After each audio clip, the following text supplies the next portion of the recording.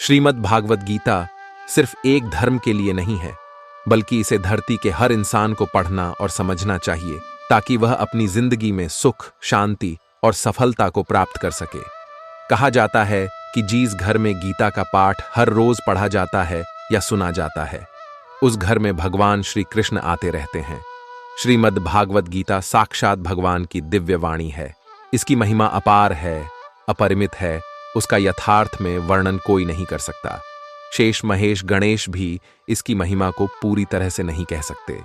फिर मनुष्य की तो बात ही क्या है। भागवत गीता में कुल 18 अध्याय और 700 श्लोक है, जिसे सभी के लिए पढ़ पाना थोड़ा मुश्किल है। इसीलिए आज के इस बेहद ही खास वीडियो में हम श्रीमद् भागवत गीता के 18 अध्याय के 700 श्लोकों के सार के बारे में बात करेंगे, जिन्हें जानकर आप श्रीमद् भागवत गीता का सही मतलब समझ पाएंगे। इसलिए इन विचारों को आप हर रोज रात में सोने से पहले जरूर सुने। तो चलिए जानते हैं भागवत गीता के 700 श्लोक के सार के बारे में। भगवान श्री कृष्ण कहते हैं कि हे अर्जुन, मैं सभी प्राणियों के हृदय में स्थित सबका आत्मा हूं। संपूर्ण प्राणियों का आदि, मध्य और अंत भी मैं ही हूं। मैं सूर्य हूं, मैं वेदों में संवेद हूं, देवों में इंद्र हूं, इंद्रियों में मन हूं, मैं ब्रह्मा हूं, मैं विष्णु हूं, मैं महेश हूं, जलाशयों में मैं समुद्र हूं, पर्वतों में मैं हिमालय हूं। इस संपूर्ण संसार में तुम जो कुछ भी देख पाते हो, सब मैं ही हूं।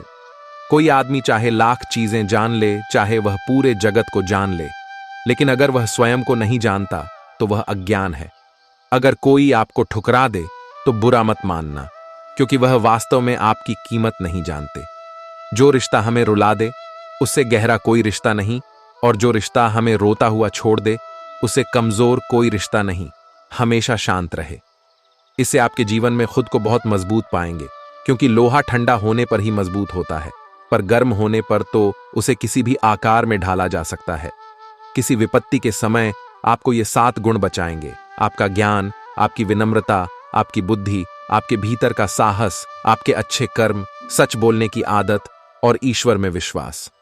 आत्मा हमेशा जानती है कि सही क्या है और गलत क्या है, लेकिन मनुष्य के सामने चुनौती तो मन को समझने की होती है। मुश्किल समय में व्यक्ति अकेला हो जाता है, लेकिन मुश्किलों की वजह से वही व्यक्ति मजबूत हो जाता है। जो आपको सम्मान दे, उसी को सम्मान दीजिए। हैसियत देखकर सर झुकाना कायरता का लक्षण है। इस दुनिया में परमात्मा के सिवा किसी को अपना मत समझो। यहां कोई अपना नहीं है, क्योंकि जब दुनिया के सारे रास्ते बंद हो जाते हैं तो ईश्वर की तरफ जाने वाला रास्ता हमेशा खुला रहता है। हमेशा शक करने वाला व्यक्ति कभी शांति प्राप्त नहीं कर पाता है। वह ना तो इस लोक में धन, ऐश्वर्य या यश की प्राप्ति कर सकता है, और ना ही परलोक में स्वर्ग की प्राप्ति कर सकता है, क्योंकि जब तक मनुष्य किसी भी विषय में संशय युक्त रहता है, तब तक वह उस विषय में सफलता नहीं पा सकता। इसलिए संदेह करने से बचें। अर्जुन, तुम्हारा क्या गया जो तुम रोते हो? तुम क्या लाए थे जो तुमने खो दिया? तुमने क्या पैदा किया था जो नष्ट हो गया?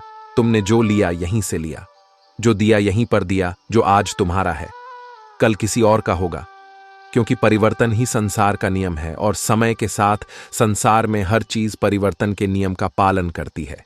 भगवान श्री कृष्ण कहते हैं, कर्म योग ही वह योग है जिसके माध्यम से हम अपनी जीवात्मा से जुड़ पाते हैं। कर्म योग हमारे आत्मज्ञान को जागृत करता है। इसके बाद हम न केवल अपने वर्तमान जीवन के उद्देश्यों को, बल्कि जीवन के बाद की अपनी गति का पूर्वाभास प्राप्त कर सकते हैं। इस योग में कर्म के द्वारा ईश्वर की प्राप्ति की जाती है। भागवत गीता में कर्म योग को सर्वश्रेष्ठ माना गया है। गृहस्थ और कर्मठ व्यक्ति के लिए यह योग अधिक उपयुक्त है। कर्म योग सिखाता है कि कर्म के लिए कर्म करो, आसक्त रहित होकर कर्म करो। कर्मयोगी इसीलिए कर्म करता है कि कर्म करना उसे अच्छा लगता है, और इसके परे उसका कोई हेतु नहीं है। कर्मयोगी कर्म का त्याग नहीं करता, वह केवल कर्म फल का त्याग करता है और कर्म जनित दुखों से मुक्त हो जाता है। उसकी स्थिति इस संसार में एक दाता के समान है, और वह कुछ पाने की कभी चिंता नहीं करता। वह जानता है कि वह दे रहा है और बदले में कुछ मांगता नहीं, और इसीलिए वह दुख के चंगुल में नहीं पड़ता। कर्म फल का त्याग कर धर्म निरपेक्ष कार्य का संपादन भी पूजा के समान हो जाता है। संसार का कोई कार्य ब्रह्मा से अलग नहीं है, इसलिए कार्य की प्रकृति कोई भी हो। निष्काम कर्म सदा ईश्वर को ही समर्पित हो जाता है। पुनर्जन्म का कारण वासनाओं या अतिरिक्त कामनाओं का संशय है। कर्मयोगी कर्म फल के चक्कर में ही नहीं पड़ता, अतः वासनाओं का संचय भी नहीं होता। इस प्रकार कर्मयोगी पुनर्जन्म के बंधन से भी मुक्त हो जाता है। भगवान श्री कृष्ण कहते हैं, मनुष्य का मन वायु की तरह चंचल है। ये मन ही है जो मनुष्य को काम वासनाओं की तरफ भटकाता रहता है। अगर जीवन को सफल बनाना है तो मन पर काबू करना बहुत जरूरी है।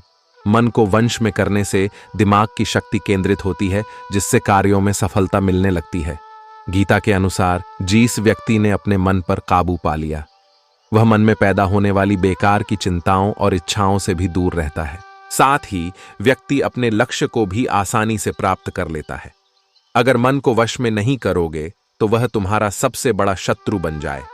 भगवान कहते हैं, जो मनुष्य सुख और दुख में शांत रहता है, जिसके राग भय और क्रोध नष्ट हो गए हैं, जो मनुष्य शुभ और अशुभ वस्तु को पाकर ना प्रसन्न होता है और ना द्वेष करता है, जिन्होंने अपनी इंद्रियों को वश में कर लिया है, वह स्थिर बुद्धि मनुष्य मुनि के समान है।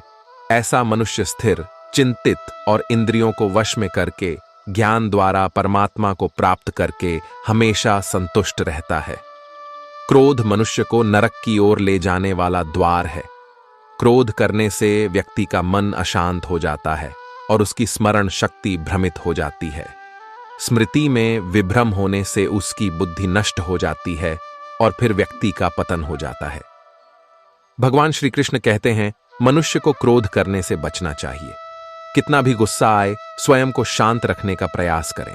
श्री भगवान कहते हैं, जिस प्रकार समुद्र की स्थिति अचल है, भारी से भारी आंधी तूफान आने पर या अनेक नदियों के जल प्रवाह उसमें प्रविष्ट होने पर भी वह अपनी स्थिति से विचलित नहीं होता, मर्यादा का त्याग नहीं करता, उसी प्रकार परमात्मा के स्वरूप में स्थित योगी की स्थिति भी सर्वथा अचल होती है।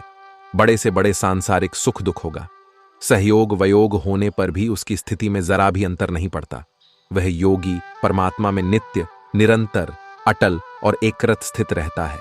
जो मनुष्य संपूर्ण कामनाओं को त्याग कर ममता रहित, अहंकार रहित और स्प्रेह रहित होकर विचरण करता है, वही मनुष्य शांति को प्राप्त कर पाता है। जिस प्रकार प्रकाश की ज्योति अंधेरे में चमकती है, ठीक उसी प्रकार सत्य भी चमकता है। इसलिए व्यक्ति को सदैव सत्य के मार्ग पर चलना चाहिए। सत्य कभी दावा नहीं करता है,